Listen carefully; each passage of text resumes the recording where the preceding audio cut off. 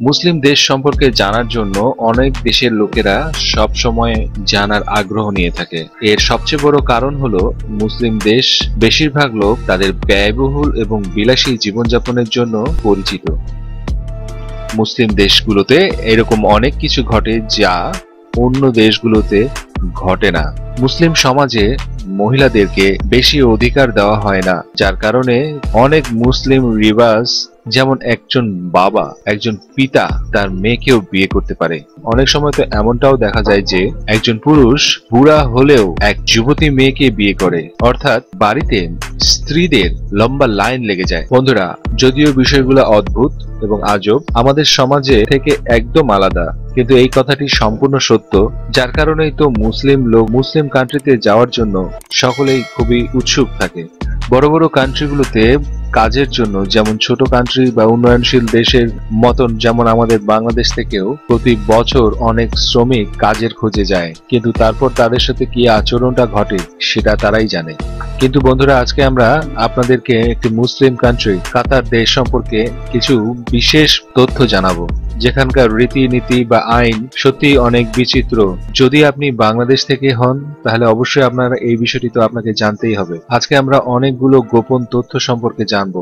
বন্ধুরা, একটি খুবই আজব একটি বিষয় যে সেখানকার যত জনসংখ্যা তার মধ্যে মাত্র 15% সেখানকার স্থানীয় বাসিন্দা, আর বাকি সবাই বাইরে থেকে আসা ওয়ার্কার, অর্থাৎ এখানকার লোকেরা রাজত্ব করেন এবং বাইরে থেকে আসা শ্রমিকেরা সেখানে কাজ করে। কাতার একটি এমন একটি দেশ যেখানে যুবকদের সংখ্যা সবচেয়ে বেশি, আর তার উপর সেখানে পুরুষদের সংখ্যা মহিলাদের সংখ্যার থেকে অনেক বেশি, যার কারণে আপনারা আইডিয়া করতে পারেন যে এখানে মহিলাদের গুরুত্বটা কত ভিন্ন, কতটা গুরুত্বপূর্ণ।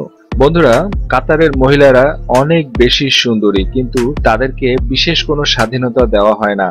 তাদেরকে অলওয়েজ বোরখার ভিতরেই থাকতে হয় এবং তাদের স্বামীর কথা মতোই তাদেরকে চলতে হয়। মহিলারা এখানে গাড়ি চালানোর বা কার চালানোর কোনো অনুমতি পায় না এবং তাদেরকে সকল পরম্পরা অনুযায়ী যে পোশাক আশাক রয়েছে সেগুলোই পরিধান করতে হয়। অর্থাৎ সব মিলিয়ে এখানে মহিলাদের কোনো স্বাধীনতাই নেই। কাতারে যদি আপনি ভ্রমণ করতে যান তাহলে আপনি শর্টস পরতে পারবেন না, আপনাকে ফুল প্যান্টই পরতে হবে।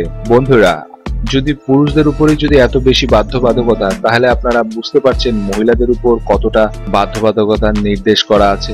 বন্ধুরা, কাতারে সমুদ্রের বিচ তো অনেকগুলোই আছে, কিন্তু কাতারে আপনি কখনোই এই বিচগুলোতে আপনি কখনোই টি শার্ট ছাড়া ঘুরতে পারবেন না, অর্থাৎ খালি গায়ে আপনি কখনোই বিচগুলোতে ঘুরতে পারবেন না।